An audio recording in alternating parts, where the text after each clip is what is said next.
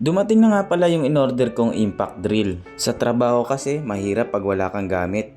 Mahirap din naman kung lagi ka nang hihiram. Mas okay talaga kung bibili ka ng sarili mo. Nakakahiya kasi pag nasira mo yung hiniram mong gamit. Nabili ko nga pala to, isang set na. Etong socket mula 8mm hanggang 24mm yung sukat. Kailangan ko tong socket na to dahil nag-i-install din ako. Hindi lang naman pintura ang hinahawakan ko, kung ano-ano pang mga trabaho. Sa panahon kasi ngayon, kailangan hindi lang dapat isa ang skill mo. Kailangan mo din matutunan ang iba pang mga skill. Para pag nawalan ka ng trabaho, kaya mo pang magtrabaho ng iba pa. Ito nga pala, may kasamang dalawang battery na 18.5 volt at 22.2 watts.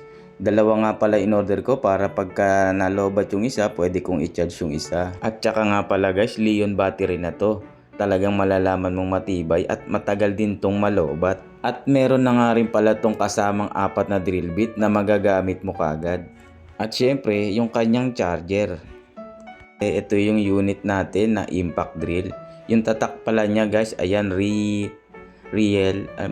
yan basta impact drill, Riem. Matibay yan guys, subok ko na dahil lahat ng tools ko ganyan yung tatak. Kaya kung isa kang mekaniko, installer, o kahit saan pa man trabaho, bagay na bagay sa ito. At maganda rin kung meron kang ganito sa bahay para pag nag-aayos ka o meron ka nire-repair, meron ka ng tools na katulad nito. Dito nga sinubukan ko na yung tunog para malaman ko kung gaano kalakas. Meron nga pala to guys na mini light para pag gumagawa ka sa gabi, nakikita mo yung ginagawa mo. Dito nga sinubukan kong ikabit yung socket para makita ko kung gaano kaganda o gaano kahigpit ang pagkakakapit ng socket mula doon sa ating impact drill. At kung gusto mo rin ng ganito guys, ilalagay ko lang sa comment at yellow basket kung saan mo to mabibili.